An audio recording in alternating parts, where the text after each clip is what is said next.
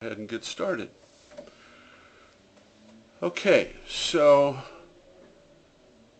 this session kind of came out of the October board meeting, if you recall. There was some discussion about orientation in particular, and specifically orientation for reading financial statements. So we offered to put something together to go over some of the basics of reading financial statements, and our hope is that this will at least provide a good basis for going forward with throughout the year, and use of the statements and better understanding of them as we go forward. So some real basic stuff. In the little graphic here you can see, oftentimes reading statements is like reading hieroglyphics. So wanted to just kind of go over some of the real basics before we get into some of the other material. But one of the real basics has to do with a financial statement is pretty much made up of credits and debits. And so we'll talk a little bit about that, but the other key elements are a balance sheet and a profit and loss statement. A balance sheet is really just a statement or a snapshot of the current position of the organization, and a balance sheet is a summary of the activities, the income and expenses for whatever period that you're reviewing. So as we look at credits and debits, basically that's simply a recording of the activity, whether it's in income or expense. So and it means something different whether it's in income or expense. So we'll talk a little bit more about that too. But basically what a debit does is it subtracts from the account, and a credit adds to the account. So when we're looking at an income statement on the income side, for example, the credit is basically all your deposits, your dues, meeting registrations, sales for items, whatever it might be. And a debit then, still staying on the income side, what a debit is then is simply something that's going to subtract from that income. Usually that's something that's going to be, it's going to show up in parentheses, or it's going to have a dash in front of it, showing that it's a minus account, and oftentimes it's really just a reclassification of something, and it's usually an adjustment, taking something out of one pot, if you will, and putting it in another. So oftentimes it's not going to have anything to do with changing the bottom line. It's more a reclassification. So we can see some of that later too. But again, on the income side, a credit adds to the value. That's a positive. On the income side, a debit subtracts from the value, and that's a negative. On the expense side, a credit adds to the expense, so that would be a negative. And on a debit would decrease the amount of that expense, and therefore a positive. An important thing that needs to be understood is accounting principles. And there are basically two types of accounting: accrual-based accounting and cash-based accounting. Cash-based accounting is what you see here in this little graphic here, is the money's being accepted and accounted for when it's received, or the money is being accounted for when a payment is being made. we're going to talk a little bit about some of the advantages, disadvantages, etc. But the next form of accounting is called accrual accounting. And accrual accounting is different from cash in that it does not necessarily account for the cash when it's received, but when it's earned. And what that means when we say when it's earned, a good example of that is the annual conference. That's going to happen next month, here in May, and so the accounting for that is going to happen pretty much in May. Another good example is when Andrew sells, if we were on a cash accounting basis, for example, Andrew starts selling exhibits and sponsorships long before the end of the prior calendar year. If we were accepting it in a cash basis and money came in September for an exhibit or a sponsorship, that money would be counted in September in last year's calendar year. So it's mixing apples and oranges. Accrual accounting will account for that money in the year that it is received, or I'm sorry, in the year that it is earned. So what happens to that money? It goes on to the balance sheet and is considered deferred revenue. And we'll talk a little bit more about that too a little bit later. But the other part that's really important is this GAAP concept. GAAP stands for Generally Accepted Accounting Principles.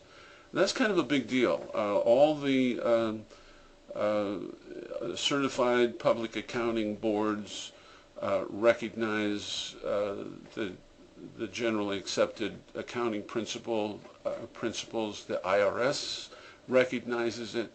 They don't recognize cash accounting. They recognize accrual accounting. Cash accounting is you never really know what you have or what a particular event might have acquired in terms of revenue or spent in terms of expense, because it crosses over from one year to the next or from one event to the next.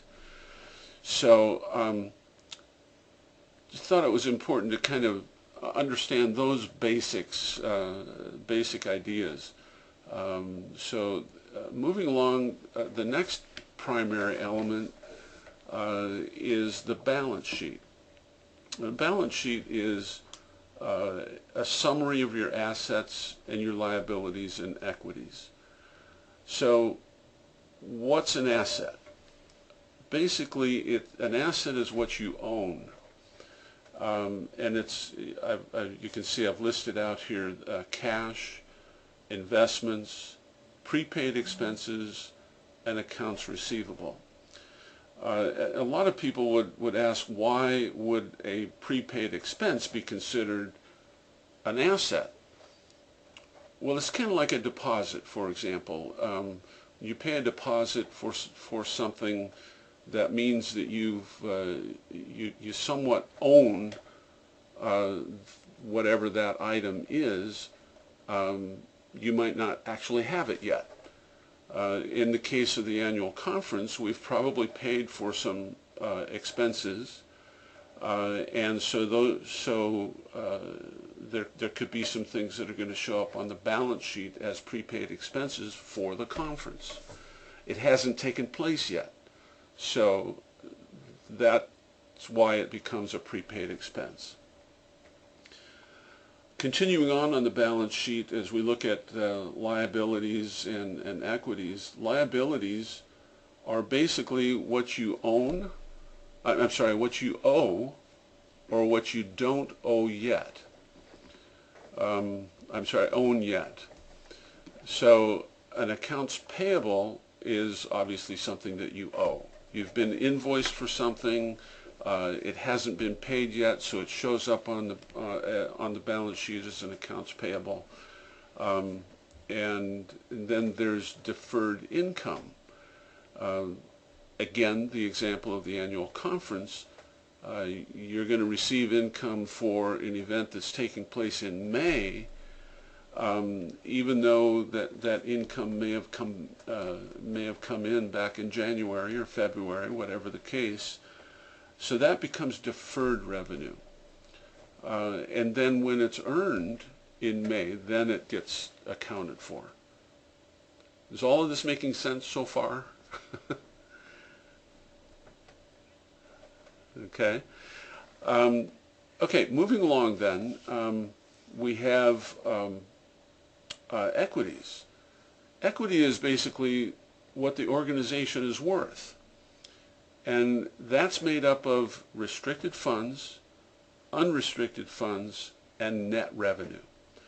And we're going to take a look at that in a little more depth in a few moments. So, continuing on the balance sheet, there's something called a capital expenditure. A capital expenditure is something that the organization might purchase that has value over time. And I put a little image here of a building, because that's usually a good example of what a capital expenditure is. However, in the case of CSE, you've just invested in a website, and you are in the process of investing in a redesign for Science Editor. And those are considered capital expenditures because they have a life. Basically in the accounting world, that life allocation is for a software type of purchase. That life is usually given a 3-year value. And what that means then in terms of how it's accounted for is that over that 3-year period of time, it's going to be expended a third in 1 year, a third in the next, and a third in the final year. And that's what amortization means. So when an expense is amortized, that's what it means. It means that you may have paid $50,000 for something now, but as far as an accounted expense, it gets amortized over that period of time. Again, is all of that making sense? Okay, hearing none.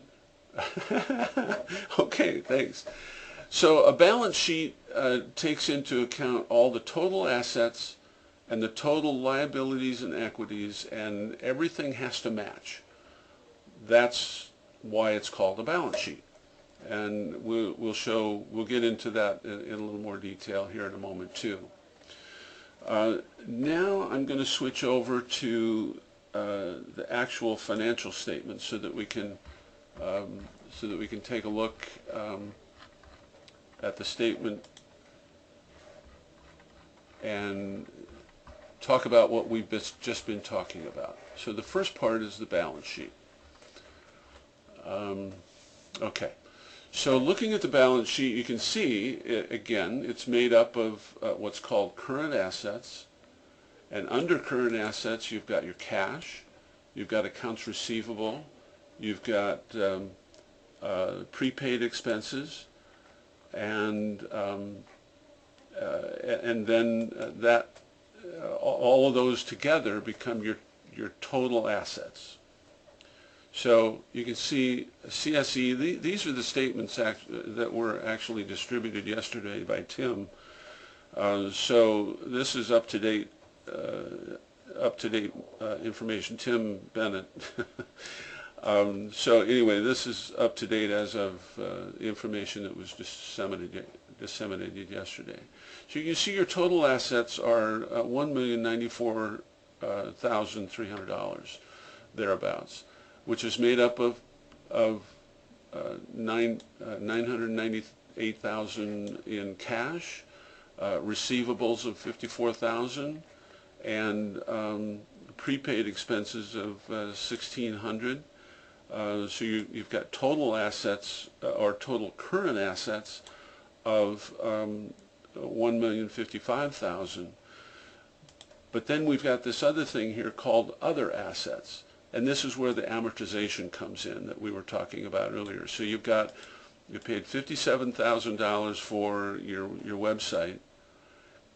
18,000 of that has been amortized so far, and leaving a value of $39,000. So then your current assets and your other assets become your total assets.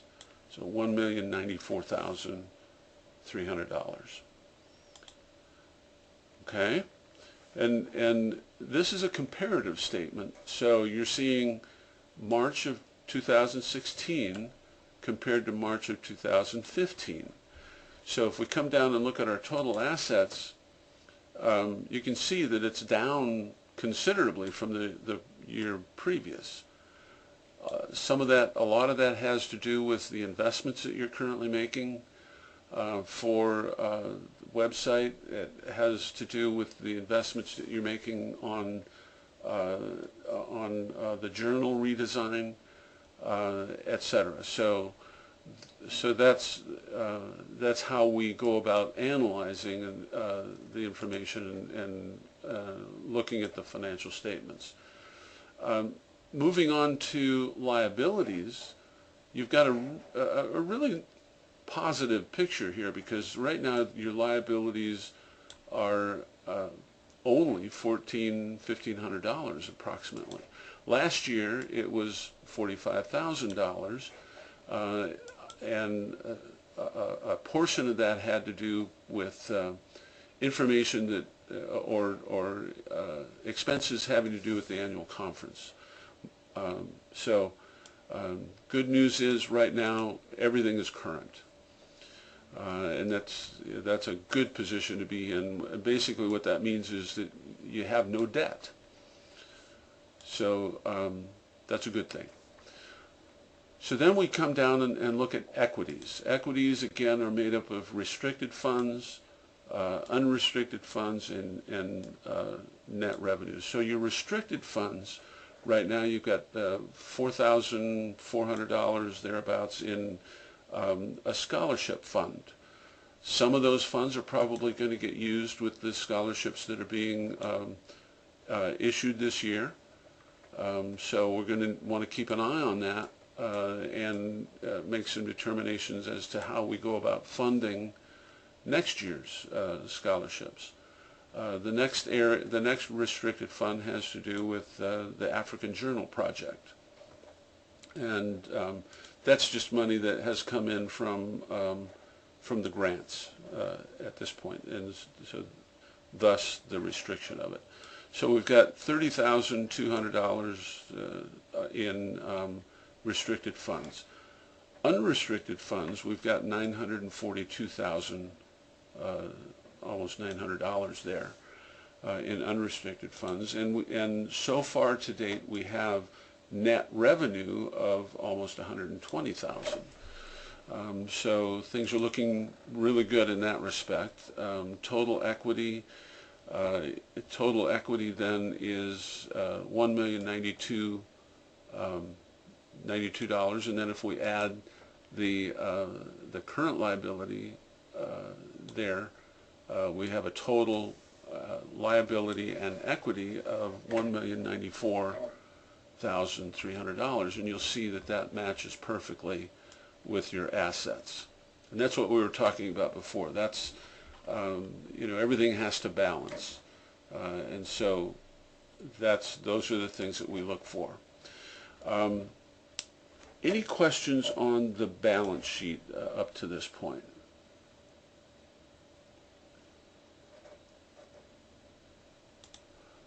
Okay, I want to move on to the profit and loss statement.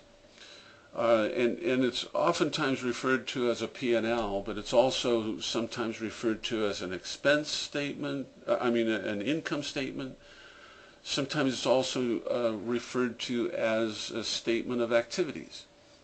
And but typically we refer to it as a P&L. So we're going to be looking at that next. But basically, it's a summary of profit compared to expenses or losses, income compared to expenses. And so I'm going to go back to the statement now, so we can take a look at that. And you can see that it's organized with columns, and the far left column, of course, is just the description of the line items. The first column of numbers to the left here is just the activity for the month, in this case the month of March. The next column is all the activity, is everything together, January, February, and March, for the year to date. And then we're also very interested in knowing, it's kind of a performance gauge, the percentage of activity for the month or year compared to the full year budget. And so if you ever have a question as to what's the budget for that particular item, the budget is always provided in this far right-hand column on the financial statements. So it's always there. So basically, just looking at the income for dues, you can see it's broken down by all the different dues categories. And for the regular membership, in the month of March, there was $5,200, almost $5,300 that was received for the month of March. Year to date, it's just under $60,000. When we look at that compared to the annual budget, we're currently at 63%. And then if we come down and look at the total dues revenue, we can see that we're currently at 68% of budget for the year. So we're at $88,900 for the year through March. The good news is we know that the April numbers have gone up considerably. So we're looking forward to seeing the April statements when they're produced, to see how much closer we are to reaching that goal, that budget goal. But as we go down the income part of the statement now, we can come down and see that the educational activity, and these numbers, for the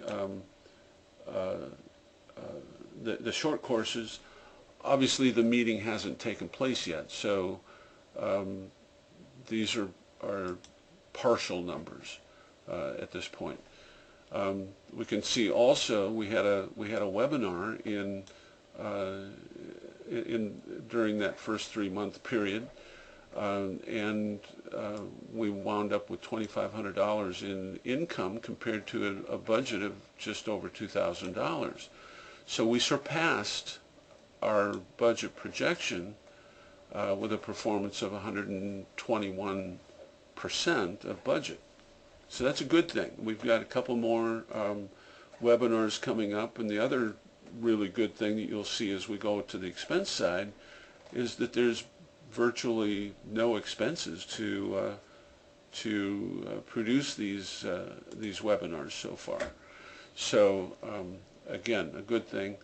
We're very low on our percentage of meeting our goal, but again, the conference hasn't taken place yet, and we've got a number of webinars that are budgeted that won't take place until later in the year. So we come down to the annual meeting, we can see that we've got some partial revenue here as well for the annual meeting. It hasn't taken place yet, so we've got a long way to go, but year to date, so far, we're showing that we've got $90,000 in revenue toward the conference. We're at 42% of reaching our projected goal of almost $214,000 for the conference. So again, The meeting doesn't take place until May, so when we look at the April statements, that still won't be complete. And as we look at the the May statements, that will be more complete. But there's probably going to be some income and expenses that are going to carry over into June as well. So, you know, we obviously will be looking at those trends carefully as well. So then we come down to the bottom of this page, and it shows our total income for the month at nearly $80,000. For the year so far, we're at almost $200,000 and almost 50% of our total budget anticipated for the year, total revenue anticipated for the year. So 3 months into the year, I'd say we're looking pretty good. The areas that I would consider to be concern that we'll be talking about throughout the year would be we'll want to keep a close eye on this performance, how we're doing with dues. We'll want to watch that very closely. Obviously, the annual meeting is going to be very important to the outcome of our financial projections for the year. Looks like we're in pretty good shape for that, based on the numbers that Andrew provided a few moments ago. We're at our total attendance right now is already over 400, so we're in pretty good shape there. So now we go on down to expenses, and you can see we've got, for example, the Science Editor Journal. We've budgeted $103,000 for that. A big portion of that has to do with investments for the redesign. So we've got the redesign for the online, we've got redesign for the print, we've got gated content portion that's going with that, and we also have the web service agreement that's all part of that. So that when we look at the budget side of things, that's what we're looking at, but you can see right now there's only been about $1,500 worth of expense there, and that has to do with the production, postage, etc., having to do with the recent issuance of the journal. So as we come down and look at annual meeting, again, the meeting hasn't taken place yet, so there's virtually no expense in the activities so far.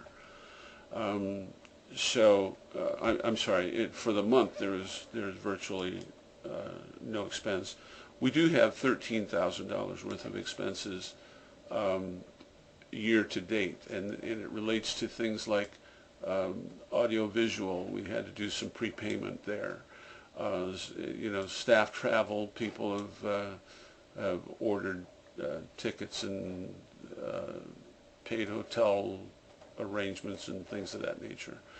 And then we've got prepaid speaker expense, for example. So that's, you know, that's how these numbers are derived.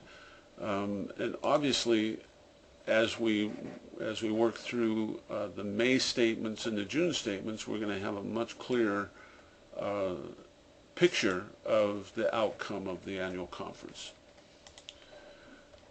So, okay, and then we just move on down the other categories of the expense side. We look at the educational activities. We've got webinars, and you can see there's no expense there in the webinars. That's always a good thing.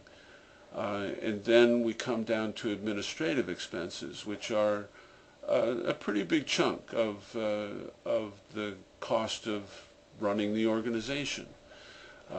So you've got your management fees there, for example, to Kellen, and that's what comes out in per month, and then you've got the amount for the quarter, and it's right on track. 25% for the quarter, and the budget being $174,000, for example, just for that particular item. But as we come down, these are all, basically operational expenses. You've got telephone, you've got postage, you've got your bank charges, and all of those kinds of things. And we talked about amortization earlier for the website, and I just want to point out this area right here, the area that I'm highlighting. You can see that there's a portion that comes out each month that goes toward that amortization. And you can see that for the year, about $2,300 has been amortized, and that's right on track again, 25% for the first quarter compared to what is anticipated for the amortization for the year for the website. So we come down to total expenses, and we can see that we've got for the year just about $90,000 in expenses for the year, which is only $17,000 basically, or 17% of your budgeted expenses for the year. So then we look at net income, and all that is taking the income minus your expenses, and when we look at that, do that easy little math, we've got $109,607 as net income. Now, an important distinction is we're calling this net ordinary income and expense. And what we mean by ordinary is that these are the general ordinary operations of the organization. So there's other activity too, and that falls into this area called other income and expense, and that takes into account your investments, takes into account the restricted funds, your scholarship fund, and the African Journal funds. And those are accounted for separately because they're not necessarily part of the normal, ordinary operations of CSE. So if we look at the investments, you can see that March was a great month. We gained over $32,000 in our investments for the month of March. However, when we look at year to date, we just are catching up for the year so far. So it's just $500, basically breaking even on the investments right now. And looks like April is going to be a reasonably good month too. So hopefully we'll see this number continue to go up. So then we come down to scholarships. We do receive some minor contributions on an ongoing basis. The 130 is what was received in March. For the year so far, we've received $680 in that category. Then we come down to African Journal. You can see that we get grant revenue. And it's basically from two sources. We get grant revenue from NIH, and now we have a grant also from Elsevier.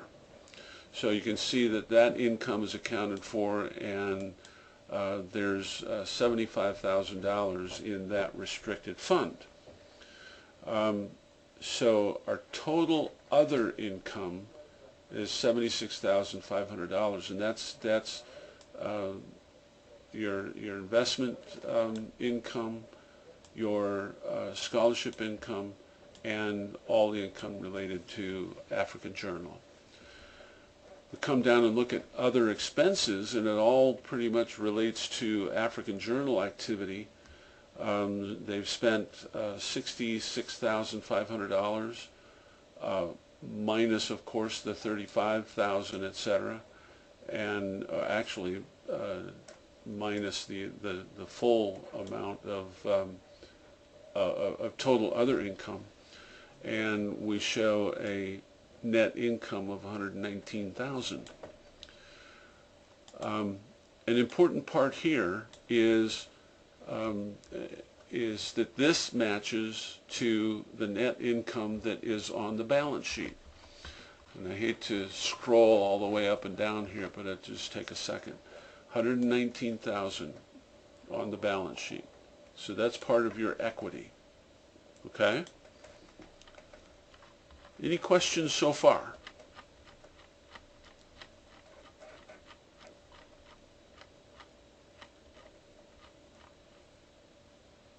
Yeah.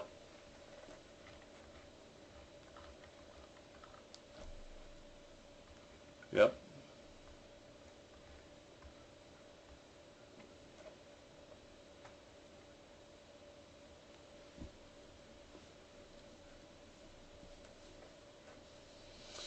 You know, we do, because we're not what? Actually the way we do this, we do what's called a modified accrual, and what that means is that, you know, if we were doing a very strict accrual, you wouldn't see anything in either the expense or the income side on the profit and loss statement. It would all show up in the balance sheet. But we, you know, as long as it's separated year to year, that's okay, and that's still accepted as a generally accepted accounting principle. And that's what we call the modified accrual. So by doing it that way, the most important part of that is that we're not mixing anything from an activity that's going to occur in 2016 with something that might have happened in 2015. Does that make sense? Okay. So just to carry that a little bit further, if we come up here and look at the revenue for the annual conference, we're showing $90,400 that we've received here, and this is on the profit and loss statement. But again, this is all specific for the activity that's occurring in 2016. And as long as it's separated out in that fashion, that's accepted in the GAAP principle. Any other thoughts or questions?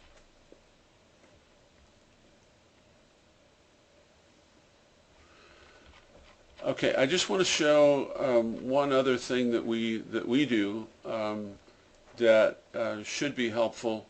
We do a statement that is specific to a few specific activities, such as the annual meeting. We do a specific breakout of, you know, the information is already provided in the profit and loss statement that we looked at above, but we pull it out so that you can look at the annual meeting by itself. Okay? And we also do a special breakout just for the scholarship activity. And again, just so you can look at that activity by itself. And we also do one for the African Journal project. Same purpose. So I'm going to go back to the slides.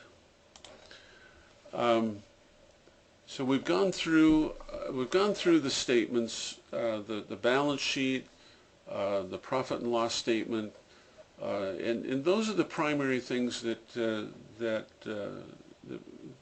you're going to see every month. There's a lot of activity that takes place behind the scenes that you don't necessarily see. It is available to you, however. All the bank statements, and those are reconciled every month. These are the financial controls that we have in place. And then there's also the investment statements that are reconciled every month. In addition to the reconciliation of the financial statements, we have a consultant that we work with for our investments, and they do a quarterly analysis. And in that quarterly analysis, they're going to be looking at our investment policy. And as they look at that investment policy, they're going to make some determinations as to whether we're in compliance with each of our investment categories. In other words, a category might be oh gosh, I'm losing the terminology. The large cap investment, a medium cap investment, a small cap investment, alternatives, etc. And what our investment policy does is provide a parameter for each of those categories. So in other words, a large cap, it's what's called a diversified investment portfolio. So you might have 10% of your total investment in large cap. You might have 30% of your total investment in mid cap, and another percentage in small cap, and another percentage in alternatives, etc. So the parameters are set so that you might have a 15 to 20% variability range for each of those categories.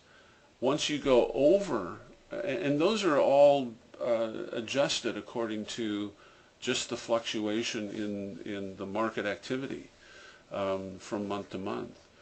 And so we might end a month or end a period with showing that we're 2 or 3% over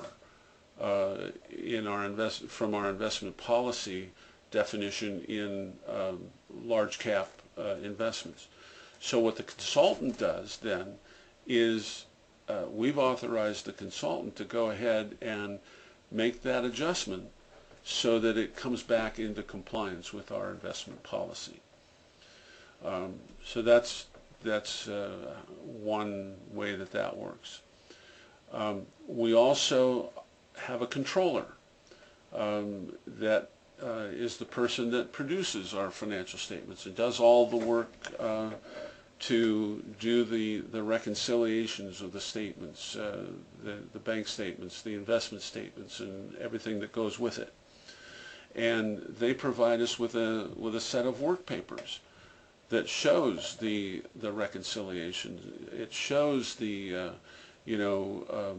the detail. When we say that we've got accounts payable, we can go to the controller's work papers and see exactly what those account payables are, who it's to, what the amount is, and so on.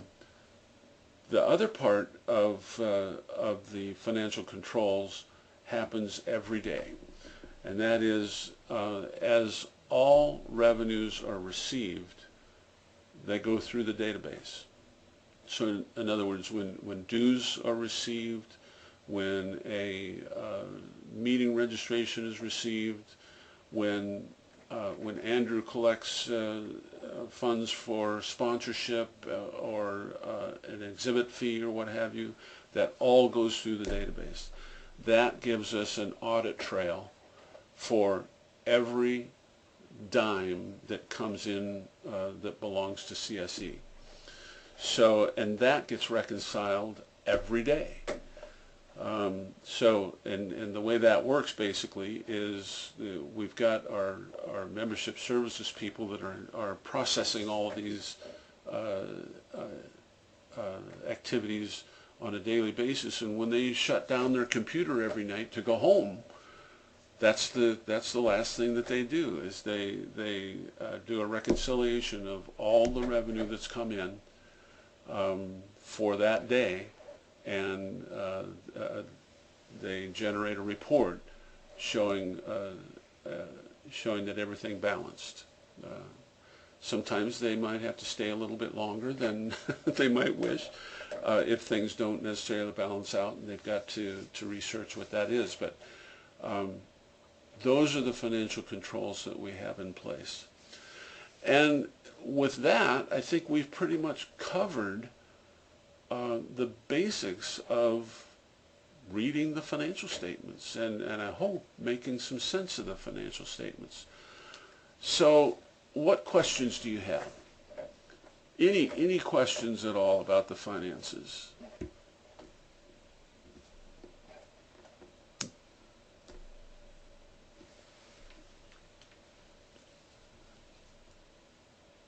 Yeah. Yeah.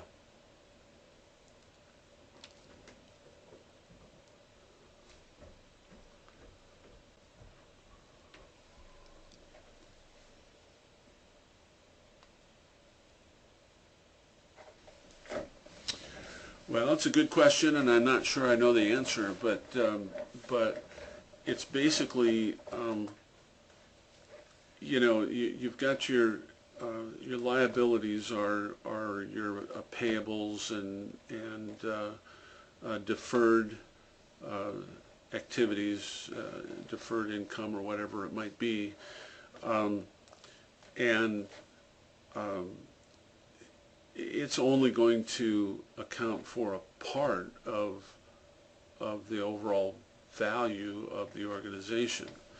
And so when you put that together with your equities, that it then has to balance with your assets. Again, I'm sorry, I don't have a good answer for that necessarily. I'm not an accountant. You know, those are just the way a balance sheet works. Basically, is you take your assets and then your liabilities and equities and balance them together. So, I'm sorry, Mike, I don't have a good answer for that. But we can research it and try to get an answer for that if you like.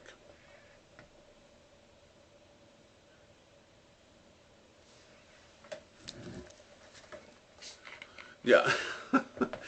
Okay. And I guess I've just accepted it for years, but it's a good question. I'll do a little research and find that out.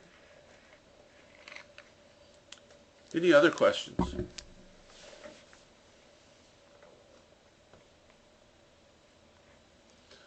Well, I hope that this has been helpful. Tim, Bennett, any thoughts from your end?